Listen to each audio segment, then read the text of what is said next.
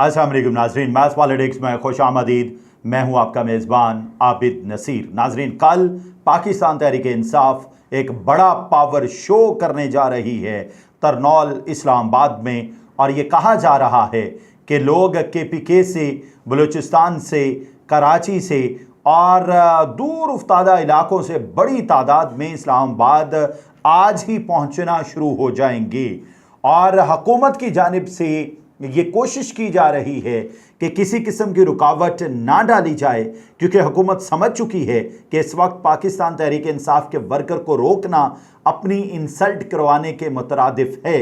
और अली अमीन गंडापुर वाज़े तौर पे कह चुके हैं कि लीड मैं करूंगा और कोई हमें रोक के दिखाए। इससे पहले अली अमीन गंडापुर ने कहा था कि इस्लामाबाद मेरा भी दारुल हुकूमत है, और अब के बार भी ये कहा है कि हम आएंगे इस्लामाबाद, हम इस फस्तायत वाली, इस जुल्म की परवरदा, इस महंगाई को हवा देने वाली हुकूमत, जुल्म इस्तबदाद की लाजवाल दास्ताने रकम करने वाली हुकूमत को आईना दिखाएंगे कि आप जुल्म को किस हद तक ले गए। कि एक वो शख्स जिसने इस्लाम के तशख़्ख़ुस को बहाल किया, एक वो शख्स जिसने आम आदमी को शऊर दिया, एक वो शख्स जिसने पाकिस्तान को कर्ज़ों से की दलदल से निकालने की कोशिश की, एक वो शख्स जिसने नौजवान को कहा कि आप पाकिस्तान का सरमाया हो, एक वो शख्स जिसने एक आम आदमी को ये बावर करवाया कि ये पाकिस्तान आपका भी उतना है जितना इन इक़्तिदार की मसनद पे बैठे हुक्मरानों का है। उसी शख्स को आप दीवार के साथ लगा रहे हैं और उसी शख्स को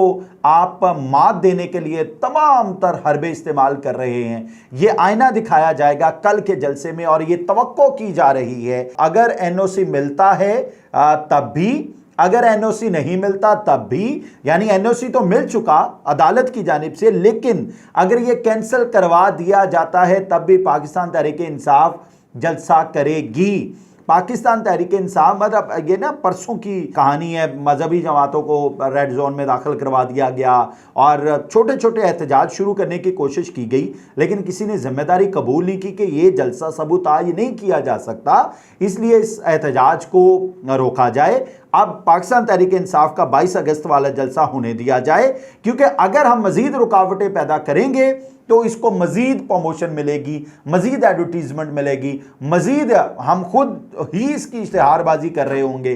तो इसलिए मेरा ख्याल है कि हुकूमत ये जलसा होने देगी और पाकिस्तान तहरीक इंसाफ के कारकुन बड़ी तादाद में आएंगे और एक बड़ा तगड़ा जलसा होगा और पाकिस्तान तहरीक इंसाफ अपना मौक़िफ़ बयान करने में कामयाब होगी।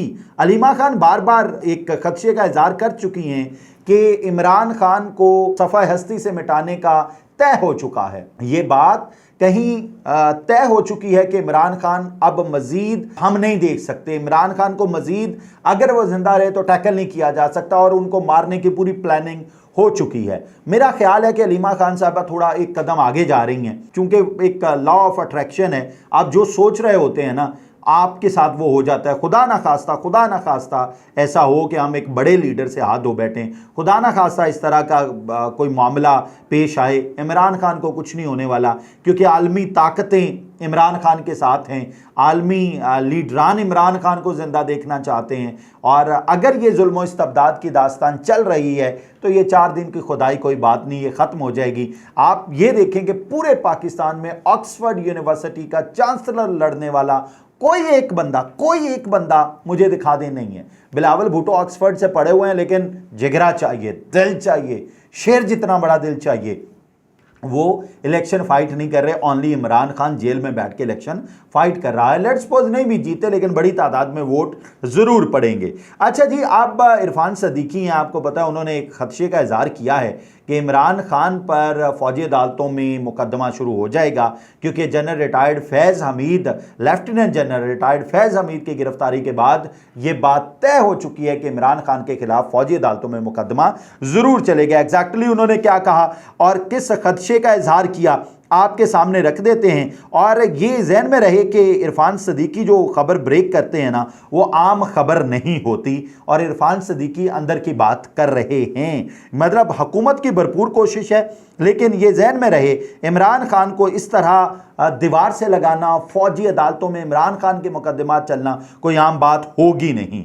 मुस्लिम लीग नून के सीनियर रहनुमा सेनेटर इरफान सदीकी ने कहा, साबिक DG ISI lieutenant general retired Faiz Hameed की गिरफ्तारी के बाद मुकदमा फौजी अदालत में चलने का बानी PTI इमरान खान का खदशा दुरुस्त हो सकता है।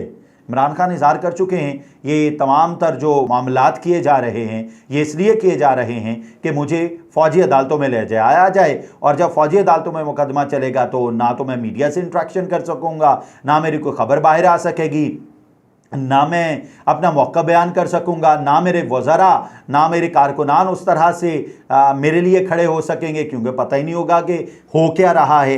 इमरान खान इस खदशे का इजहार कर चुके हैं और इरफान सदीकी ने इस बात पर मोहर सब्त कर दी है कि इमरान खान पर फौजी अदालतों में मुकदमा चल सकता है। साकिब निसार मुल्क में बदअमनी फैलाने, नवाज शरीफ को हटाने और किसी दूसरे फर्द को इक़्तिदार में लाने के अदालती फैसलों पर असरअंदाज होने में मुलव्विस हैं। साकिब निसार ने जो कुछ किया, साबिक चीफ जस्टिस ऑफ पाकिस्तान, आप मकाफात अमल कह लें इससे कुछ भी कह लें, अगर उन्होंने गलत किया तो अब वक्त बुरा आने वाला है, अगर उन्होंने गलत नहीं किया तो कुछ नहीं होने वाला। अच्छा जी, फिर उन्होंने कहा कि इमरान खान का फौजी अदालत में मुकदमा चलाए जाने का यकीन है क्योंकि वो जानते हैं कि 9 मई को क्या हुआ था, उसकी हिकमत अमली बनाने वाला कौन था और ये साजिश कैसे रचाई गई थी। उन्होंने वजाहत की कि 9 मई को क्या हुआ, कौन मुलव्विस था, मनसूबाबंदी कहाँ हुई। इस हवाले से पैगामात के बारे में तमाम तफसीलात इमरान खान को मालूम हैं। अलबत्ता आम लोग इस हवाले से शकूक व शुबहात का शिकार हो सकते हैं। वो जो कैमरे के उस तरह बैठा शख्स है ना, उसे कह रहे हैं कि वो शकूक व शुबहात का शिकार हो सकते हैं, उसे सब पता है। वो जो कैमरे के उस पार बैठा शख्स है ना, ये जो हालात पैदा कर दिए गए हैं उनके बारे में उससे बदर्जा अतम मालूम है कि ये साजिश कहाँ बुनी गई और क्या हुआ। फिर उन्होंने कहा इन तफसीलात के बारे में इमरान खान को दूसरों के मुकाबले में ज़्यादा इल्म है। उन्होंने कहा कि जनरल आसिम मुनीर को आर्मी चीफ बनने से रोकने में फैज़ हमीद का ज़ाती मफाद था और इस मकसद के असूल के लिए उन्होंने काफ़ी कोशिशें की थी।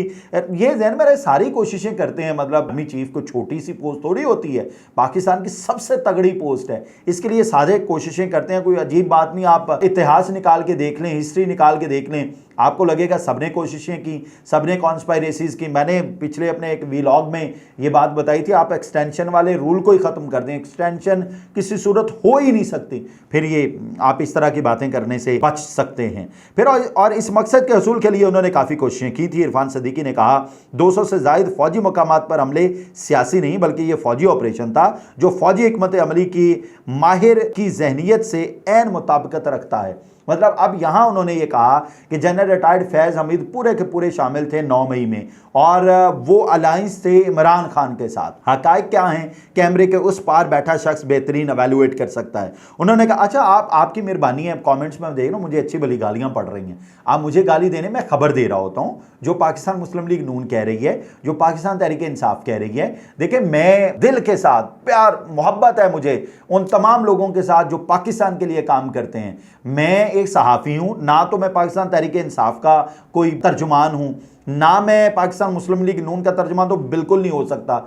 ये जहन में रहे, मुझसे तर्जुमानी नहीं होनी। और पाकिस्तान तहरीक इंसाफ हमारे दोस्त हैं सब, उनका मसला ये है जब उनके खिलाफ थोड़ी सी बात कर दें गालियां देना शुरू हो जाते हैं। भाई आपका ये प्रॉब्लम जो है ना ये सॉल्व होना चाहिए, बाकी सब ठीक है, लेकिन इस प्रॉब्लम को सॉल्व करने के लिए आप संजीदगी से कोशिश करें, आप खबर देखा करें। जो लोग कह रहे हैं, मैं तो कोशिश करता हूं अपना वर्डिक्ट कम से कम दूं। जो पाकिस्तान मुस्लिम लीग नून ने कहा आपके सामने रख दिया, जो पाकिस्तान तहरीक इंसाफ कह रही है, मतलब मैंने कल के जलसे 22 अगस्त की अभी बात की, वो सारी अली अमीन गंडापुर ने जो बातें कही हैं मैंने आपके सामने रख दी। अब पाकिस्तान मुस्लिम लीग नून वाले उठे हैं, वो मुझे गालियां देना शुरू कर दे, तेरी ऐसी की तैसी, तू कौन होता है ये कामयाब जलसा होगा, तू कौन होता है लोग बड़ी तादाद में बलूचिस्तान से आएंगे, तू कौन होता है कहने वाला कि KPK से भी लोग आएंगे, तू कौन होता है कि सिंध से भी लोग आए हैं। सिंध में टूट चुकी पाकिस्तान तहरीक इंसाफ, KPK में पाकिस्तान तहरीक इंसाफ के झगड़े पड़े हुए हैं, 2 वज़रा को निकाल दिया गया, वो इमरान खान ने तफसीलात भी मांग ली हैं। और पंजाब में तो गुज्जर का भी साथ नहीं छोड़ते, गुज्जरों ने भी पाकिस्तान तहरीक इंसाफ का साथ छोड़ दिया। वो पाकिस्तान मुस्लिम लीग नून मुझसे इस तरह के सवाल करना शुरू कर दे, और पाकिस्तान तहरीक इंसाफ ये सवाल करना शुरू, इरफान सिद्दीकी कौन होता है बात करने वाला, भाई उन्हें भी बात करने दें, उनकी जो बात है आपके सामने रख रहा हूं। अच्छा, अगली उन्होंने क्या बात की, उन्होंने कहा कि 9 मई एक टारगेटेड ऑपरेशन था, और आज़ाद जम्मू और कश्मीर के साबिक वज़ीर आज़म का बयान मौजूद है कि इमरान खान 26 नवंबर को रावलपिंडी में जनरल आसिम मुनीर के नए आर्मी चीफ के तकर्रुर से काबिल एहतजाज चाहते थे। उन्होंने कहा इस तरह ऐसे लोग भी हैं जिन्होंने जनरल आसिम मुनीर के ख़ानदान का डेटा नादरा से लीक किया, और ये सब एक गेम प्लान के तहत हो रहा था। साबिक चीफ जस्टिस साकिब निसार के किरदार के हवाले से इरफान सिद्दीकी ने कहा कि हालिया रिपोर्ट्स और शवाहद से जाहिर होता है साकिब निसार मुल्क में बदअमनी फैलाने, नवाज शरीफ को हटाने और किसी दूसरे फर्द को इक़्तिदार में लाने के अदालती फैसलों पर असरअंदाज होने में मुलव्विस हैं। फिर उन्होंने कहा कि हम इस मामले में दायराकार में तौसी नहीं चाहते ताकि हिरासत में लिए गए शख्स को उसके मज़मूम अज़ाइम का जवाब दे बनाया जाए। सेनेटर इरफान सिद्दीकी ने कहा कि फौजी तनसीबात पर हमले जैसे इकदाम को फौजी ऑपरेशन समझा जाता है, सियासी कार्रवाइयाँ नहीं। उन्होंने कहा कि किसी शख्सियत की हैसियत सियासी हो या कुछ और मुजरिमाना कार्रवाइयों को खालिसतन उनके मेरिट पर परखा जाना चाहिए। मुस्लिम लीग नून के रहनुमा ने कहा कि अगर ये साबित हो जाता है कि फैज़ अमीन ने इमरान खान के साथ मिलकर साजिश की है, इमरान खान का मुकदमा भी फौजी कानून के तहत चलाया जा सकता है। उन्होंने कहा इमरान खान के केस के लिए कोई खास कानून साजी नहीं होगी और इस पर मौजूद कवानीन बशमूल आर्मी एक्ट के तहत कार्रवाई की जाएगी। अब ये पाकिस्तान मुस्लिम लीग नून का वर्डिक्ट है और ख्वाहिश भी है इनकी।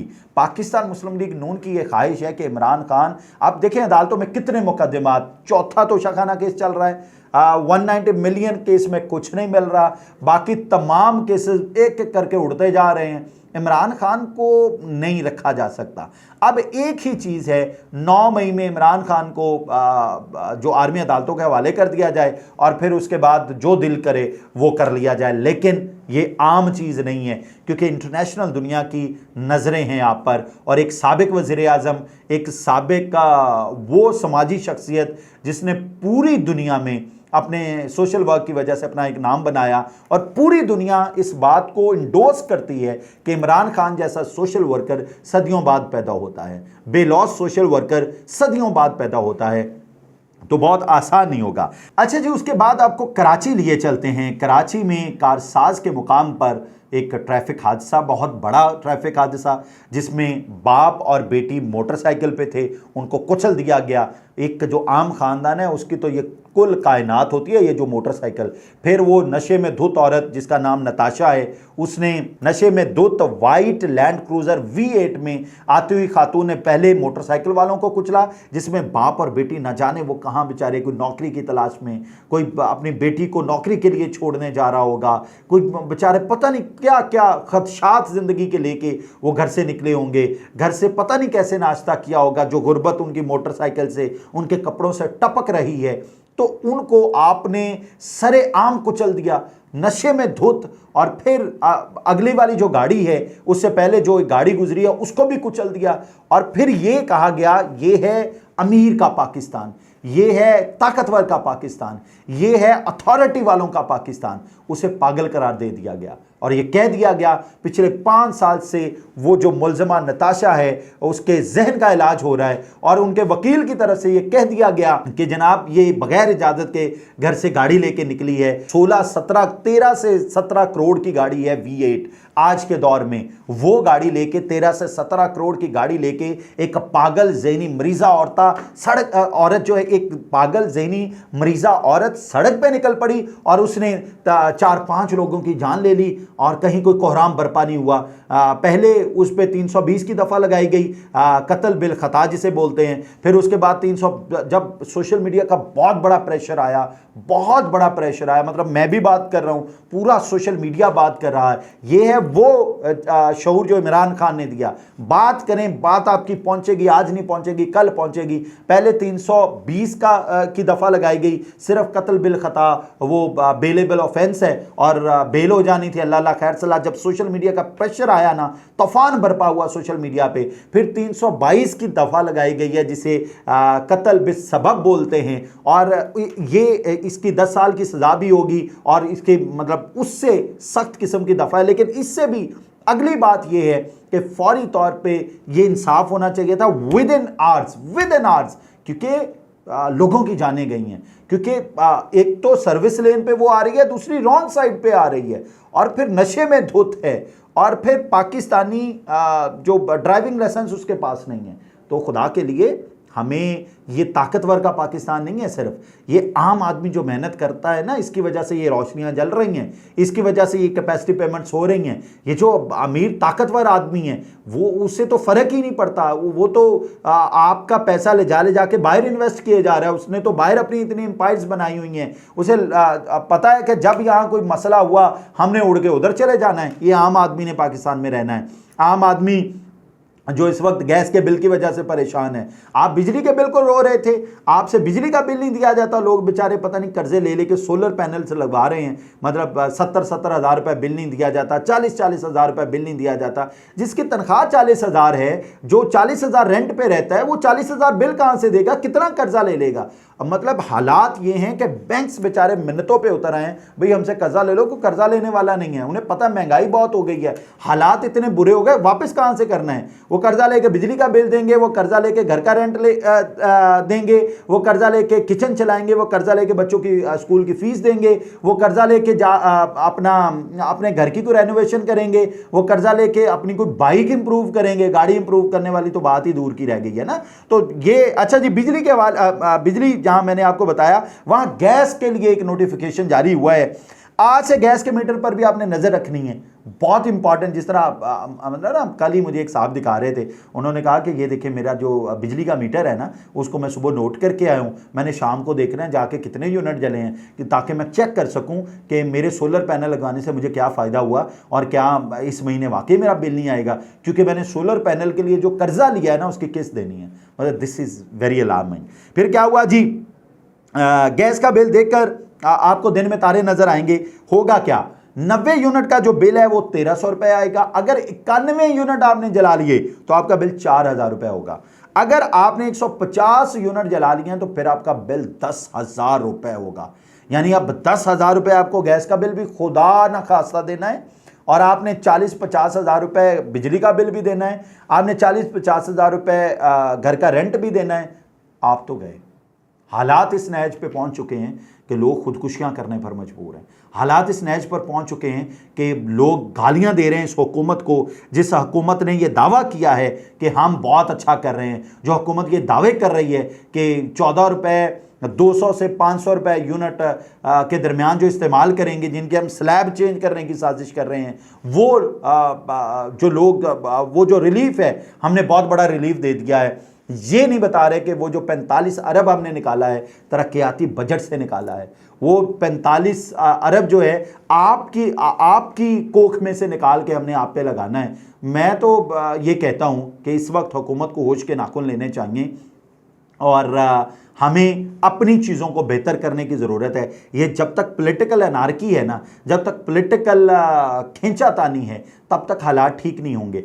सोचने का टाइम ही नहीं है। घर वालों ने रोज़ाना केसेस भुगतने अदालत में जाना होता है, घर की कोई बात ही नहीं हो पाती। इस वक्त ये है कि हुकूमत भी केसेस में लिपटी हुई है और उसने ऑपोजिशन को भी केसेस में धकेला हुआ है, जिसकी वजह से घर की बात नहीं हो रही। ये पाकिस्तान हमारा घर है। अगर ये घर सलामत ना रहा, जहन में रखिएगा हम कहीं फॉल नहीं करेंगे। जहन में रखिएगा हमारी दास्तां तक भी ना होगी दास्तानों में। अगर ये घर सलामत है तो आप सियासत भी कर लेंगे, अगर ये घर सलामत नहीं रहेगा तो आपकी सियासत भी दफन हो जाएगी। दुआ अल्लाह ताला पाकिस्तान और पाकिस्तान में बसने वालों की खैर करे। इजाज़त दीजिए, अल्लाह हाफ़िज़।